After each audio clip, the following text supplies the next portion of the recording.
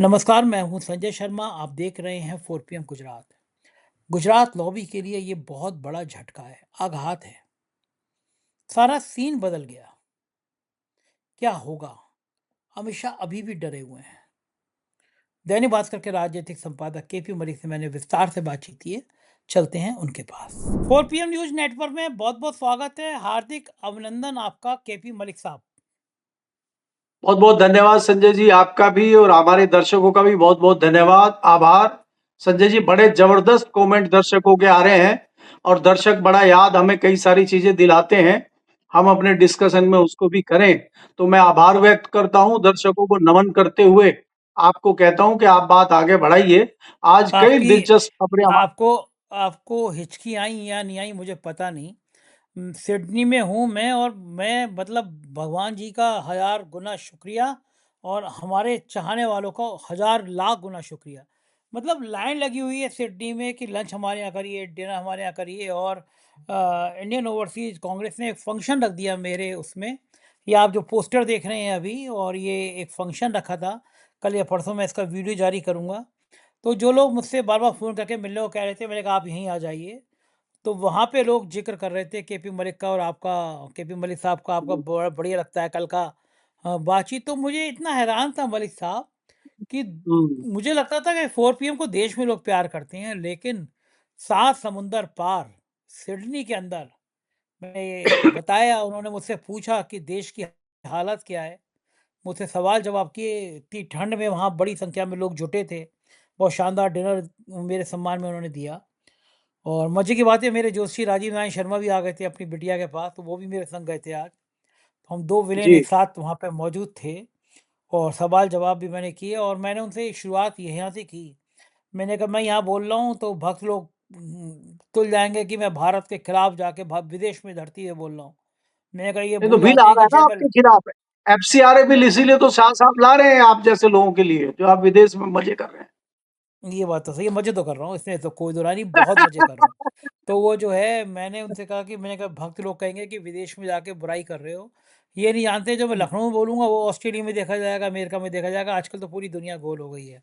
तो वहाँ भी आपकी ज़िक्र हो रही थी। चलिए मैं उसका एक पूरा प्रोग्राम बहुत जल्दी अपने दर्शकों को दिखाऊँगा कि सिडनी के लोग कितना प्यार कर रहे थे और कैसे-कैसे ओवरसीज़ फंक्शन में लोगों के मन में भारत को लेके क्या धारणा थी। विश्व गुरु की पोल पट्टी कैसे खुली इस फंक्शन में सब बताऊँगा आपको मैं, 1-2 दिन का मौका दीजिए। उस प्रोग्राम की एडिटिंग हो रही है और मैं आपको दिखाऊँगा। मलिक साहब, शुरुआत करते हैं बातचीत की। मेरे मन की गंगा तेरे मन की यमुना का बोल राधा बोल संगम होगा नहीं। आपने कल कहा था कि मंगल मिलन हो रहा है, होली मिलन हो जाए, कोई और मिलन हो जाए। मुझे तो पता नहीं आप कौन-कौन से मिलन कराने के मूड में हैं, लेकिन असली मिलन होने से पहले तो रायता बिखर गया है। लोग कह रहे थे कि परसिमन बिल आएगा, विपक्ष टूट जाएगा, ये पार्टी टूट जाएगी, वो पार्टी टूट जाएगी। अब तो दिल्ली के गलियारों में चर्चा ये हो रही है कि अगर कांग्रेस ने कह दिया कि सरकार के खिलाफ विद्रोह है, छात्रों, नौजवानों पर चली लाठियां, चली आंसू गैस के गोले, बिहार में चली AK-47 की गोली ने देश का माहौल बदल दिया है। जैन जी, जैन अल्फा के पिता माता पिता पे दबाव बन गया है कि वो विरोध करें अपने सांसदों का। लोग डर रहे हैं अगर कांग्रेस ने कह दिया कि सरकार बहुमत में नहीं है तो ये जो 350 400 पार का सपना देख रहे थे, कहीं 272 के लाले ना पड़ जाएं। सरकार से छोड़ के भागने वालों की संख्या बढ़ सकती है। नीतीश कुमार, चंद्रबाबू नायडू और बाकी लोग भी समझ रहे हैं कि जैन जी और जैन अल्फा का आंदोलन सरकार की कब्र बन गया है। पूरे देश में, ऑस्ट्रेलिया में मैंने देखा, यहाँ के नौजवानों में गुस्सा देखा। यानी पूरी दुनिया में सरकार के खिलाफ, पेपर लीक नकल के खिलाफ माहौल बन गया है। क्या लग रहा है कि आपके पास खबरें बहुत रहती हैं कि वाकई में ये बात सही है कि सरकार अगर वोटिंग पे आ गई तो सरकार गिर सकती है? ऐसी कोई चर्चा, ऐसी कोई संभावना?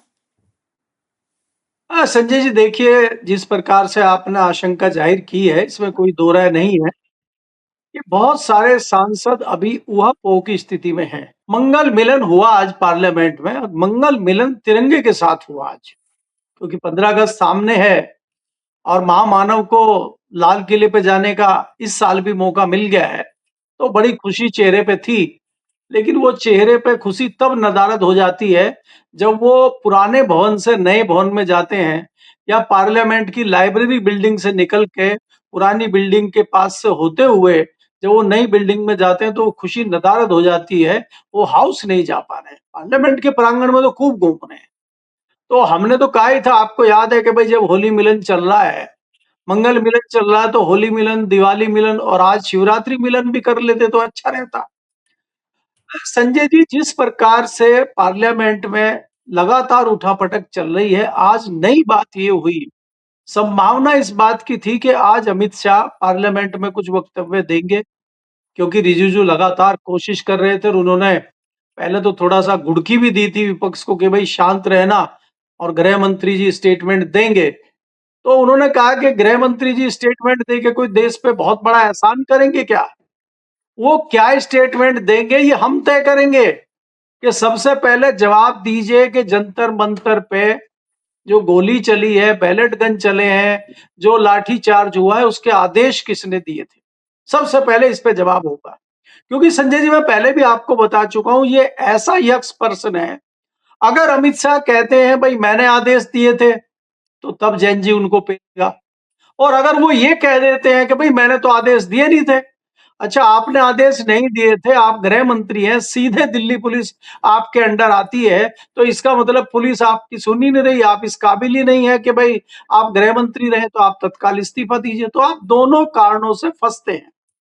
और इसमें संजय जी, अगर हम थोड़ा पीछे जाते हैं और 2024 के चुनाव से पहले हम कुछ वक्तव्य उठा लें गृह मंत्री अमित शाह के, चाहे वो ये वक्तव्य हो कि कई लोगों ने अंबेडकर जी का नाम सदन में लिया था और बार-बार अंबेडकर के नाम पे कुछ बात कर रहे थे, तो तब इनको बड़ा गुस्सा आ गया था। इन्होंने कहा था कि बार-बार अंबेडकर, अंबेडकर कर रहे हो, अगर इतना नाम भगवान श्री राम का ले लो तो तुम्हारा बेड़ा पार हो जाएगा। तो अंबेडकर जी ने इनका बेड़ा पार कर दिया और इनको भगवान राम की नगरी से भी बाहर कर दिया और आस-पास के क्षेत्रों से भी इनको बाहर कर दिया और यूपी में जो इनकी हालत है वो आपके सामने है। दूसरा ये कह रहे थे अब की बार 400 पार, संविधान में बदलाव करेंगे। तो ये 2 वक्तव्य जो है अमित शाह जी की तरफ से आए थे और जिन्होंने अपना रंग 2024 में चोखा रंग दिखाया। तो क्या ऐसा रंग अभी ना दिख जाए, इससे डर के अब वो हाउस नहीं जा रहे हैं और हमारे सूत्र पक्की खबर दे रहे हैं कि अमित शाह हाउस में नहीं आएँगे। 2 दिन बचे हुए हैं, 2 दिन में अब कुछ नहीं होगा। देखिए, 2 महत्वपूर्ण बिल थे संजय जी, जिसको पास करने की कोशिश ये लोग कर रहे थे। एफसीआरए बिल है, जिसे एफसीआरए बिल वो है कि भई बाहर से जो फंड आता है देश में, वो आंदोलनों में यूज़ होता है, वो सरकार गिराने में और बनाने में यूज़ होता है। उसमें कोई दो राय नहीं, वो धार्मिक कार्यों में, शिक्षा के लिए, दूसरे कई सारी चीज़ों में आता है और वो ऐसा सरकार चाहती थी कि उसमें आरएसएस जैसे जो गठबंधन है, उनमें तो आता रहे जो संगठन आरएस जैसे, क्योंकि रजिस्ट्रेशन है नहीं। अभी आपको एक और नई खबर दे दूं कि सूचना ये है कि बहुत जल्दी ही संघ प्रमुख जो है यात्रा विदेश की करेंगे। मोदी जी के नक्शे कदम पे वो भी चल गए, कनाडा, अमेरिका, जर्मनी जाने के उनके प्रोग्राम बन रहे हैं, क्योंकि माल तो वहीं से आता है। तो भाई माल कैसे भेजेंगे, हम कोशिश कर रहे हैं एफसीआरए बिल आ जाए, तो उसमें बाकी लोगों को जो पैसा आए वो अपना हिसाब किताब दें, सरकार उसको कंट्रोल करेगी और आरएसएस और इसके जो दूसरे संगठन है उनको पैसा आता रहे, उसमें कोई दिक्कत नहीं है। तो वो भी अधर में लटक गया है अभी, वो भी मुझे आता हुआ दिख नहीं रहा है। दूसरा जो परिसीमन की बात कर रहे थे, जो प्रमुख बिल था इनका, परिसीमन में ये चाह रहे थे कि हम 800 साढ़े 800 सीटें कर दें और उसकी जुगत में अमित शाह लगे हुए थे। और पिछले दिनों आपने सुना होगा महाराष्ट्र की यात्रा पे थे, इधर दूसरे एक आध प्रदेश में भी गए थे समर्थन जुटाने। तो इनको कहीं न कहीं निराशा हाथ लगी है। खबरें ये हैं, सूत्र इस प्रकार की खबरें दे रहे हैं कि तमाम जो क्षेत्रीय दल हैं, तमाम जो छत्रप हैं, चाहे वो शिवसेना हो, चाहे वो महाराष्ट्र के दूसरे संगठन हो, सब ने हाथ खड़े कर दिए। चंद्रबाबू नायडू भी थोड़े बिदके हुए नजर आ रहे हैं और वो कोई इसलिए नहीं बिदके हुए नजर आ रहे हैं कि वो इनसे डर रहे हैं या वो किसी लालच में हैं। उनको डर ये है कि अगर उन्होंने इनके हिसाब से फैसला ले लिया और जैन जी खड़ा हो गया, तो जैन जी को क्या जवाब चंद्रबाबू नायडू देंगे, वो इससे डरे हुए हैं। और हलचल हलचल जेडीयू में भी हो गई है, नीतीश कुमार के यहाँ भी, उनके भी जो मंत्री हैं, वो भी बहकी-बहकी बातें कर रहे हैं। तो इस हालात में ये लगने लगा है कि अब ये बिल खटाई में पड़ गया है और ये संसदीय दल को भेज दिया गया है, जेपीसी बना के उसके हवाले बिल कर दिया गया है कि उसको दूसरे तरीके से लाने की कोशिश की जाए। अब क्या होगा वो तो अगले 2 दिनों में पता चलेगा।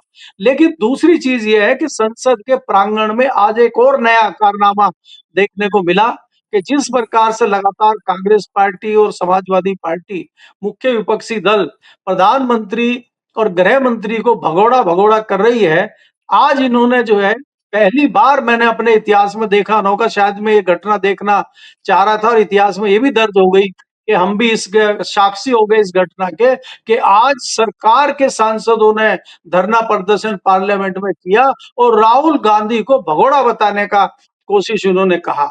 उन्होंने कहा कि प्रधानमंत्री जी, गृह मंत्री जी तो रोज पार्लियामेंट आते हैं, राहुल गांधी भगोड़े हैं।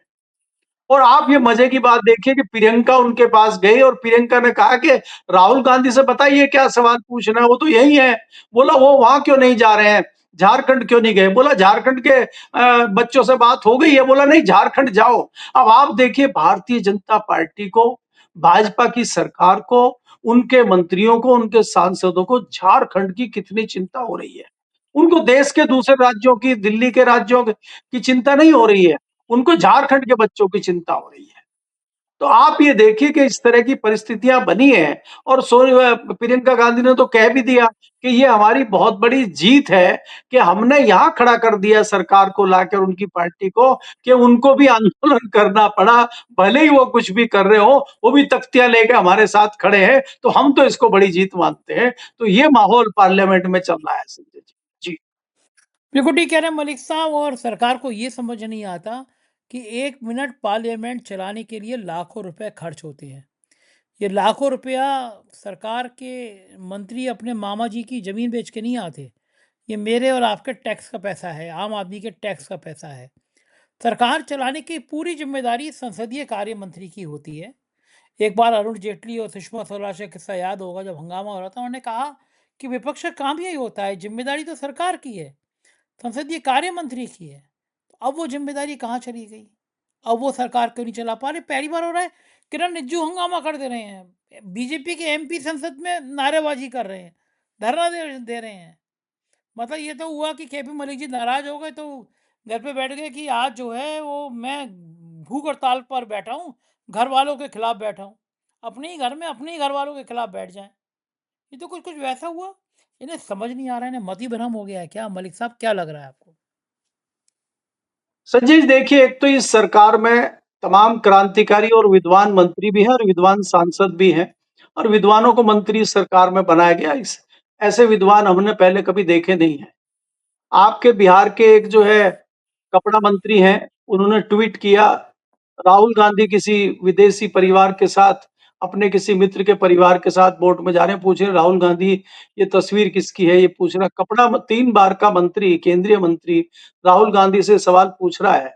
और जो छींचा लेदर हुई है इसमें, कांग्रेस के लोगों ने जवाब दिया, दूसरे दूसरे लोगों ने जवाब दिया। अमेरिका के एक व्यक्ति का मैंने उस पे ट्वीट पे देखा, उसने कहा ये मेरे मित्र के बच्चे हैं, मेरे मित्र की पत्नी है और राहुल गांधी भी उस बोट में हमारे साथ बैठे हैं। बोट में राहुल गांधी, बच्चा और उनकी पत्नी दिख रहे हैं क्योंकि बोट में जब फोटो खींचते हैं तो बहुत डिस्टेंस फोटो खींचने का मिलता नहीं है, इसलिए ये है।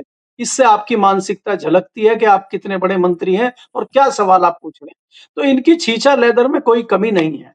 बात ये है कि जो जिस प्रकार से मंत्री और संतरी व्यवहार कर रहे हैं, वो ये जताता है कि भारतीय जनता पार्टी के पास अब ज़्यादा कुछ कहने को बचा नहीं है। दूसरा जो आपने सवाल किया है कि अब क्या परिस्थितियां देश में बन रही हैं, क्या हो रहा है?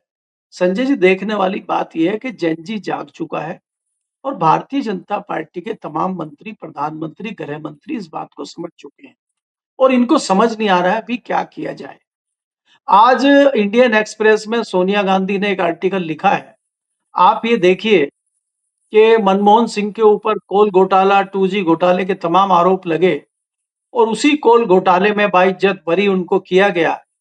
और आप याद करिए 2012, 2013 और 14 तक आते-आते क्या छवि बनाई गई थी प्रधानमंत्री मोदी जी की विकास पुरुष और उनकी एक दब्बू प्रधानमंत्री, ना बोलने वाले प्रधानमंत्री, नाकारा प्रधानमंत्री की छवि बनाई गई थी, छवि घड़ी गई थी और उसमें कांग्रेस के लोग उसको जो है ठीक तरीके से नहीं प्रस्तुत उस टाइम कर पाए क्योंकि मुझे लगता है कि जब कांग्रेस कोई भी सरकार, कोई भी पार्टी की सरकार होती है, तो वो दल थोड़ा-सा गलतफ़हमी में रहता है, तो शायद कांग्रेस भी उस टाइम मत में रही होगी और उसने इतना ध्यान नहीं दिया और छवि इस तरह की बन गई। मुझे लेकिन वो प्रेस कॉन्फ्रेंस याद है, जिसमें पूर्व प्रधानमंत्री मनमोहन सिंह ने 2015 में ये कहा था कि प्रधानमंत्री मोदी देश के लिए डिजास्टर सिद्ध होंगे, मेरा बात याद रखना। आज वो इस दुनिया में नहीं है, लेकिन यहाँ आते-आते हमें ये चीज़ें दिखाई देने लगी हैं कि जिस प्रकार का डिजास्टर चारों तरफ हो रहा है और जिस तरह की विकास कार्यों की बात आप देख रहे हैं, चाहे वो पहाड़ हो, चाहे वो जंगल हो, चाहे वो सड़कें हों, चाहे वो शिक्षा हो, चाहे वो रोजगार हो, चाहे वो किसान हो, डिजास्टर चल रहा है देश में। लेकिन सरकार अभी भी बम-बम है। तो इसलिए आज वो ये लोग अपने आप को बड़ा दुःख महसूस कर रहे हैं कि उन्होंने हमने गलत तरीके से मनमोहन सिंह को लिया और बहुत सारे लोगों ने उनको श्रद्धांजलि भी दी है और उनके बारे में ये भी कहा है कि भाई इस तरह का व्यक्ति जब देश कई बार जो है फाइनेंस क्रिटिकल में फँस गया था, उससे बाहर निकालने में भी मनमोहन का बड़ा हाथ माना जाता है। पढ़े-लिखे व्यक्ति थे, विद्वान थे, अर्थशास्त्री थे। उनके बाद अगर इस तरह के प्रधानमंत्री बैठे हैं, जो आज सिर्फ़ जुमलेबाज़ी चल रही है और कुछ हो नहीं रहा है, तो इस तरह की चर्चाएँ भी दिल्ली में हैं। जी। अच्छा मुझे बताइए मलिक साहब, आपका तो विपक्ष के और सत्ता के दोनों के पार्टी के सांसदों से बड़ा व्यक्तिगत टाइप का रिश्ता है, आपको बहुत सारी खबरें अंदर की मिल जाती हैं, संग में भी आपके सोर्स ठीक-ठाक हैं। क्या अगर वोटिंग की नौबत आ जाती है, कांग्रेस कहती है कि भई वोटिंग करा लीजिए किसी मुद्दे पे या सरकार बहुमत में नहीं है, ऐसी मुद्दा आ जाती है, तो क्या 1% भी सरकार खतरे में है? संजय जी 2 चीज़ हैं जो आपने पिछली बार सवाल पूछा था उसमें एक चीज़ छूट गई थी। आपने कहा था कि जो संसदीय मंत्री होता है या सरकार होता है, ज़िम्मेदारी हाउस उसकी ज़िम्मेदारी होती है हाउस को चलाना। मैं अगर आपको वाजपेयी गवर्नमेंट से शुरू करूँ तो संसदीय दल के संसदीय मंत्री थे प्रमोद महाजन और कांग्रेस उस टाइम बड़ा हंगामा कई सारे लोग करते थे।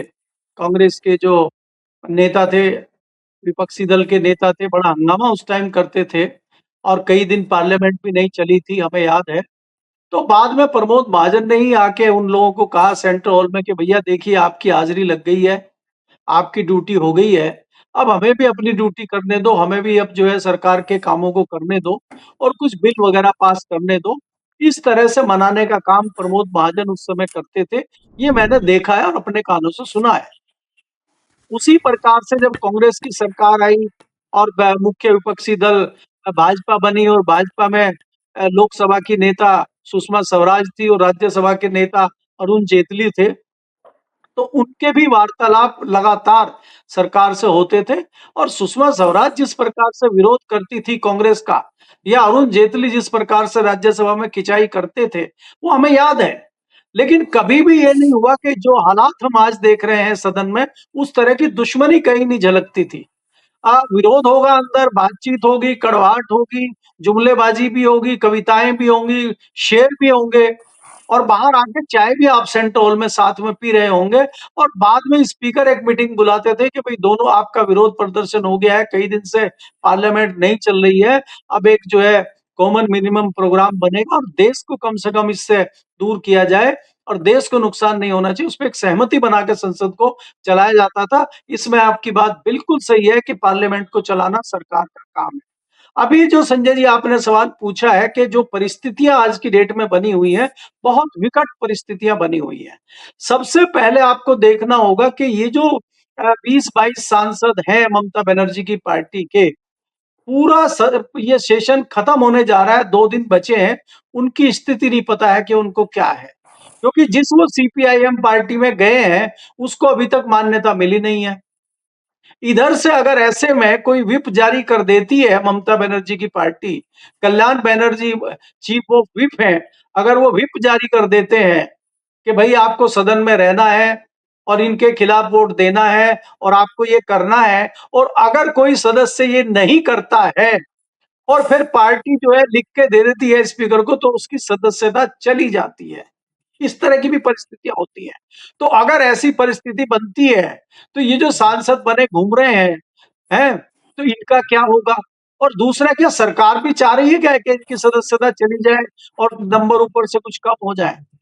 दूसरी चीज ये है कि ऐसे में ये जो जेन जी सड़कों पे है, ये जो अल्फा जेन जी नया तैयार हो रहा है, आ रहा है, तो इससे आप देखिए बाकी चीजों से तो आप बच जाएंगे ईडी सीबीआई से तो, लेकिन जेन जी से नहीं बच पाएंगे आप। चाहे आप किसी भी राज्य में जाइए, चाहे चंद्रबाबू नायडू हो, चाहे नीतीश कुमार हो, चाहे शिवसेना वाले हो, और चाहे डीएमके वाले हो।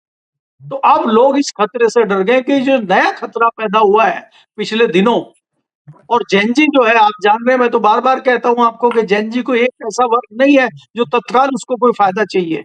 वो तो लंबी लड़ाई लड़ने वाला है। वो तो कुछ लोग एग्जाम दे चुके हैं, कोई देंगे, कोई पढ़ रहे हैं, कोई लिख रहे हैं। अब हैरानी की बात देखिए संजय जी, यूपी की घटना है कि डीएम के ऑफिस में पहुंच गए अल्फा जेन जी, कि हमारे स्कूल में पानी की छत टपक रही है, हमारे स्कूल में नल नहीं है, हमारे यहाँ करप्शन हो रहा है। तो ये तो नया रास्ता दिखा दिया है जेन जी ने लोगों को मांग करने का। वो कह रहे नेताजी के पास जाने की जरूरत ही नहीं है, सरकार को घेर लीजिए। तो वो अपनी डिमांड कराने का उनका एक नया तरीका है, और इसमें चाहे कोई पार्टी हो, चाहे कोई सरकार हो, चाहे कोई प्रतिनिधि हो, उनको गलत भी नहीं ठहरा सकता, क्योंकि वो तो जायज मांग कर रहे हैं। उनको तो राजनीति तो करनी नहीं है, वो पार्टी के लिए समर्थन तो मांग नहीं रहे, तो उनकी जायज मांग है। और अगर आप उनके खिलाफ जाते हैं, तो आपको राजनीति से काम है, और इसीलिए तमाम दूसरे दल जो है वो घबराए हुए हैं। और संजय जी, आप अभी तो कहना थोड़ी जल्दीबाजी होगा। भारतीय जनता पार्टी का अगर सफाया होगा, भारतीय जनता पार्टी का अगर नुकसान होगा, तो उसका सबसे बड़ा जिम्मेदार अगर कोई होगा, तो वो जन जी होगा। भले ही उसका माध्यम कोई भी बने, राहुल गांधी बने, अखिलेश बने, विपक्ष बने, कोई भी बने, लेकिन मेन मामला जो है वो जन जी उसमें हीरो रहेगा। जी। बिल्कुल ठीक कह रहे हैं, हालात यही बन रहे हैं और बहुत खतरनाक स्थिति है। बहुत बहुत शुक्रिया मलिक साहब, आपने बातचीत की, थैंक यू। ये थे केपी मलिक जी, पूरी बातचीत आपने सुनी। सबसे बुरा हाल किसी का हुआ तो अमित शाह का हुआ। सोचा नहीं था कि नौजवानों पे गोली चलवा के, लाठी चलवा के, आंसू गैस चलवा के, AK-47 चलवा के नुकसान करने वाले हैं, डरेंगे नहीं, ये सोचा नहीं था। पूरे देश की राजनीति बदल दी जैन जी और जैन अल्फा ने। दिखा दिया कि नेताओं के भ्रष्टाचार तुम्हारा काम चलेगा नहीं, सुधर जाओ। आप क्या सोचते हैं बताइएगा जरूर। शुक्रिया, थैंक यू।